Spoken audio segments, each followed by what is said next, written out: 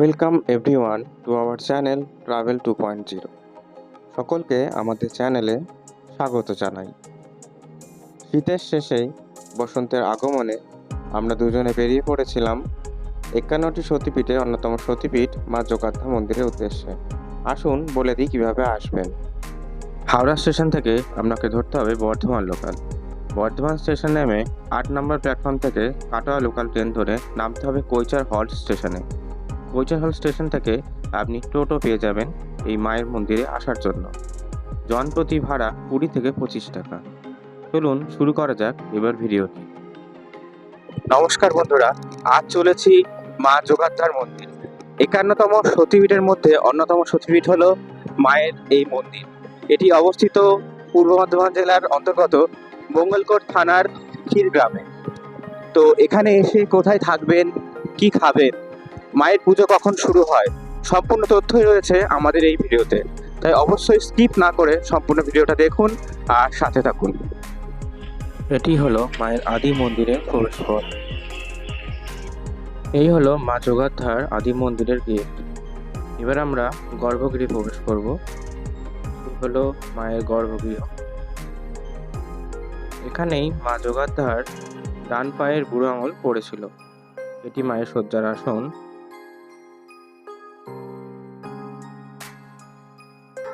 আমরা এখানে মায়ের পুজো দিয়েছি। মায়ের পুজো হচ্ছে।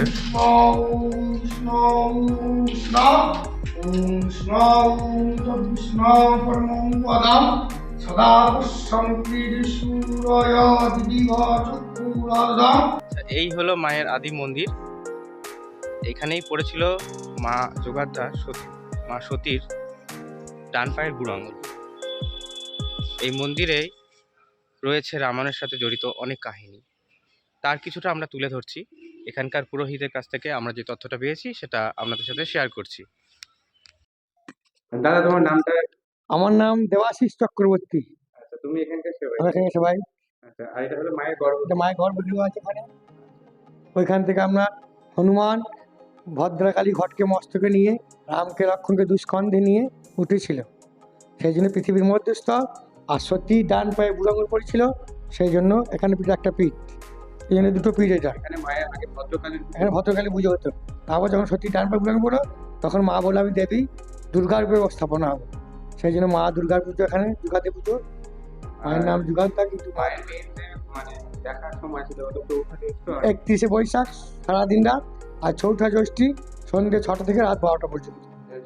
এসব মাকে দর্শন হবে। হ্যাঁ, আসল মূর্তি দেখা যাবে। ভাইটা মায়ের শয্যা। আমরা রাত্রেবেলা মায়ের আরতি করার পর বিছানা ঝেড়ে পরিষ্কার করে মশারি টাঙিয়ে মাকে দেওয়া হয়। সকালবেলা উঠে দেখা হয় যে মানুষ শুয়ে এলে মনে হয় না বিছানা, সেরকম ধরে মায়ের বিছানা এলেমেলো হয়ে যায়। এই মায়ের আদি আমাদের মা যোগাধ্যার অপূর্ব দৃশ্য। আর এই গোটা বৈশাখ মাঘ মাসটা মা রাত্রেবেলা ঢাকি 7 পা কাপড় চোখে বেঁধে এখানে আসতো।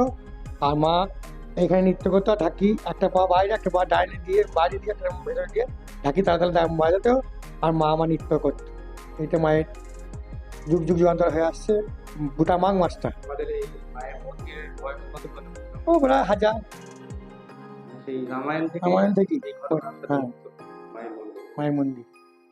খুবই ভালো লাগলো দাদা। আর এখানে ভোগের যে ব্যাপারটা, সেটা যদি একটু বলেন। ভোগের আপনার প্রত্যেক দিন ভোগ হয়। মায়ের আমিষ ভোগ, একটা ভাত, একটা করে সবজি, একটা মাছের ঝোল, এই মায়ের দেওয়া হয়। আর কুপনে আপনার 60 টাকা করে নেওয়া হয়। টাইমটা আপনার 8টা থেকে 1:30টার মধ্যে। ভোগ বুক করতে হলে 10:30 10টার মধ্যে 11টা 10:30টার মধ্যে বলতে হবে। আর যদি একটু ফোনে বলেন তাহলে তার কাজে হবে। নাম্বারটা একটু বলবেন। 9734206912। এই নাম্বারে ফোন করে বলা যাবে। ঠিক আছে, খুবই ভালো লাগলো এখানকার পরিবেশ থেকে। ধন্যবাদ। আচ্ছা, এই হলো মায়ের গর্ভগৃহ। এখানেই মায়ের সাথে যে পাতালের যে সংযোগ সেটা রয়েছে।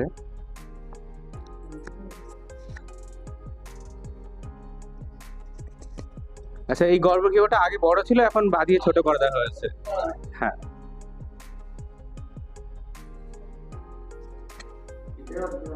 এই হলো মায়ের আদি মন্দিরের বাইরের দিকটা। এই মন্দিরটাই প্রাচীন মন্দির। মা যোগাত্মার মন্দির।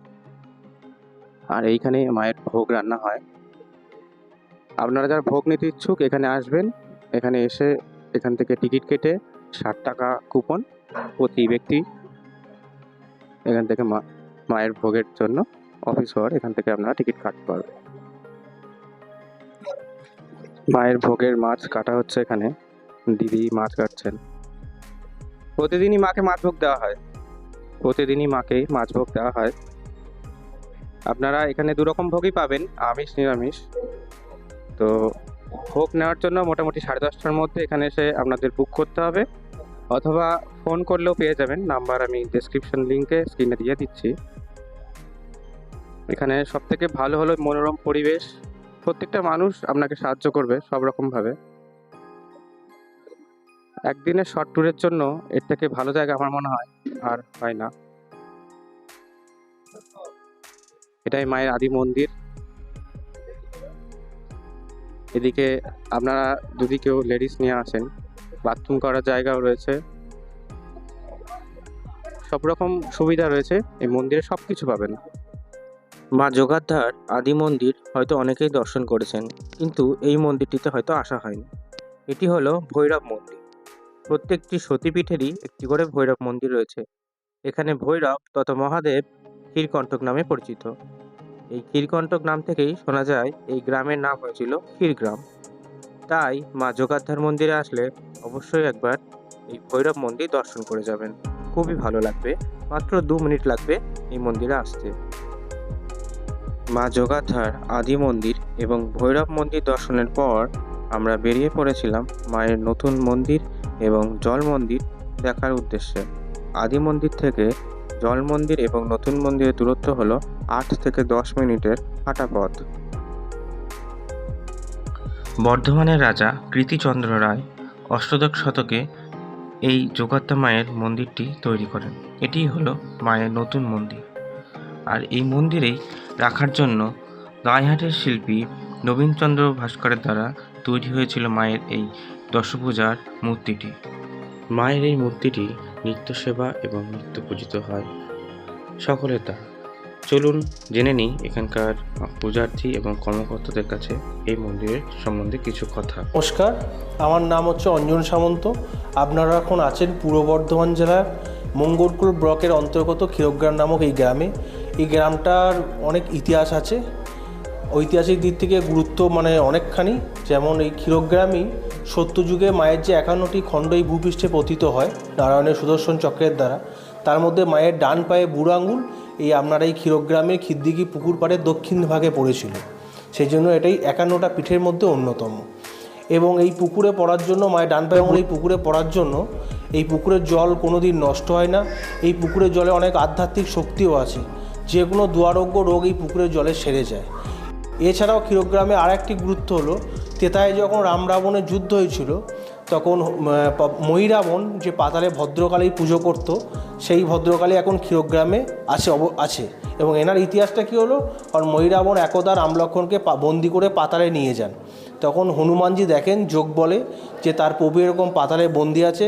উনি রাম লক্ষ্মণকে উদ্ধারের জন্য পাতালে যান এবং মহিরাবণ এবং তার পুত্র ঐরাবণকে বংশ ধ্বংস করে যখন রাম লক্ষ্মণকে উদ্ধার করছেন, তখন মহিরাবণের আরাধ্য দেবী ভদ্রকালী হনুমানকে বলে যে তুই তো আমার ভক্ত মহিরাবণকে হত্যা করে দিলি, তাহলে পাতালে তো আমি এখন নরবলির পুজো পাবো না, তা আমাকে এমন এক জায়গায় ভূপৃষ্ঠে প্রতিষ্ঠা কর যেখানে আমি 12 মাস নরবলি দিয়ে পুজো পাবো।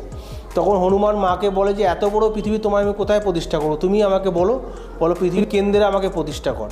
তাই ক্ষীরগ্রাম হচ্ছে পৃথিবীর মধ্যস্থল বা কেন্দ্র। এইখানেই হনুমান মাকে মাথায় করে 2 কাঁধে রাম লক্ষ্মণকে নিয়ে এইখানে বের হয়।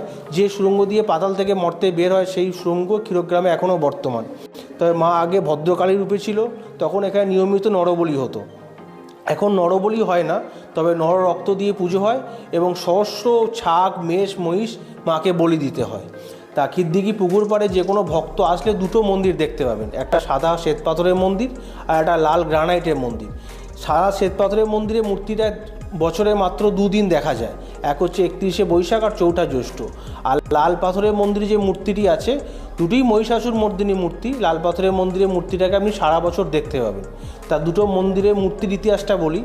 মোটামুটি 2004-05 সালে আগে আমাদের কাছে সাদা পাথরের যে মূর্তিটা জলের তলায় নিমজ্জিত আছেন ওটাই ছিল। ওটা কোনো মন্দির ছিল না, ওটাকে পাঁকের মধ্যে রাখা থাকতো। বারংবার চুরি হয়ে যাওয়ার জন্য 2004-05 সালে পুকুর সংস্কারকালে পাঁক কাটতে কাটতে একটি পুরনো মূর্তি পাওয়া যায়। আমরা সবাই জানতাম যে একটা পুরনো মূর্তি আছে, কিন্তু কোথায় কীভাবে রাখা আছে সেটা আমাদের জানা ছিল না, কারণ মুসলিম পিরিয়ডে ওই মূর্তিটাকে ফেলে দেওয়া হয়েছিল জলে। কালাপাহাড়ের সময় বা জাহাঙ্গীর ঔরঙ্গজেবের আমলে সেটাকে ফেলে দেওয়া হয়েছিল।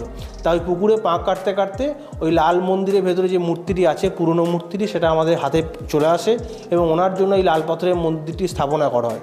এই মূর্তিটি অনেক প্রাচীন, মনে করা হয় পাল যুগ সেন যুগ সেই সময়ের মূর্তি, মোটামুটি তার মানে 11th সেঞ্চুরি, একাদশ শতকের মূর্তি। এইটাতেই নরবলি হতো। তা এখন এটি 12 মাস আপনারা আসলে দেখতে পাবেন। এনার পুজো শুরু হয় মোটামুটি ভোর 4:30-5টা থেকে। ভোরে একটা মঙ্গল আরতি হয়, ওটা পৃথিবীর মঙ্গলার্থে, এবং তখন সপ্তশতী চণ্ডীপাঠটা পুরোটা করা হয়। এরপর পুজো শুরু হয় 10টা থেকে।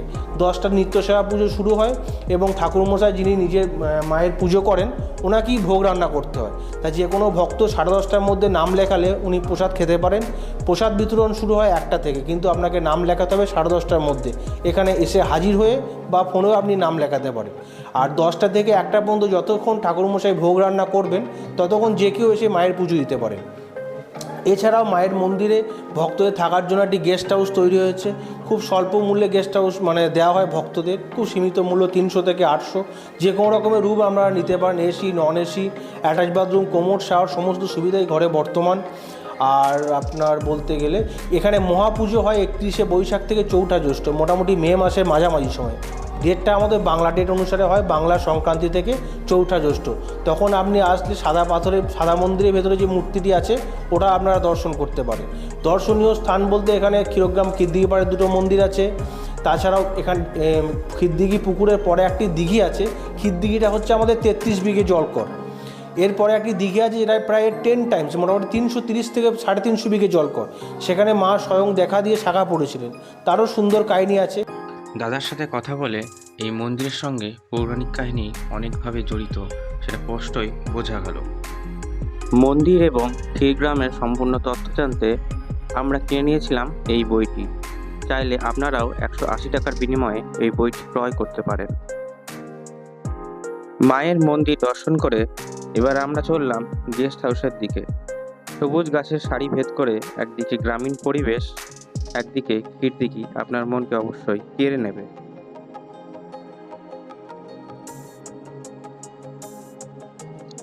এই হলো এসি রুম।